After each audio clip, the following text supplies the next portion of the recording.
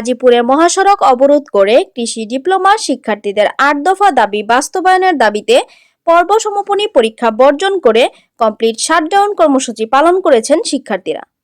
মঙ্গলবার ২৩ ডিসেম্বর বেলা ১২টার দিকে মহানগরীর শালনা এলাকায় ঢাকা ময়মনসিংহ মহাসড়ক অবরোধ করেন শিক্ষার্থীরা।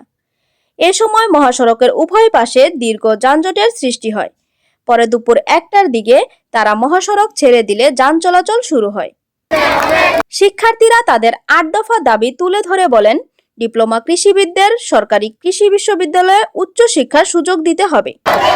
উপসহকারী কৃষি কর্মকর্তাকে ২য় শ্রেণীর কর্মচারী হিসেবে গ্যাজেট করে প্রজ্ঞাপন জারি করতে হবে এবং প্রতি বছর নিয়োগের ধারাবাহিকতা বজায় রাখতে হবে। কৃষি ডিপ্লোমা শিক্ষার মান উন্নয়নের জন্য শিক্ষক সংকট দূরীকরণ করতে হবে। কৃষি ডিপ্লোমা শিক্ষাকে ডিএ এর অধীন থেকে বের করে সম্পূর্ণভাবে কৃষি মন্ত্রণালয়ের আলাদা প্রতিষ্ঠান করতে হবে।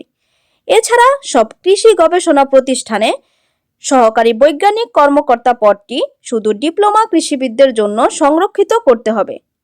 ডিপ্লোমা কৃষিবিদদের বেসরকারি চাকরির ক্ষেত্রে ন্যূনতম ১০ম গ্রেডের পে স্কেলে বেতন দিতে হবে। কৃষি ডিপ্লোমা শিক্ষার্থীদেরকে মাঠ সংযুক্তি ভাতা প্রদান করতে হবে ও উপসহকারী কৃষি কর্মকর্তাদের চাকরিতে প্রবেশের পর ৬ মাসের ফাউন্ডেশন ট্রেনিং এর ব্যবস্থা করতে হবে। অবিলম্বে তাদের এই দাবি না মানা হলে আরো কঠোর কর্মসূচির ঘোষণা দেন শিক্ষার্থীরা।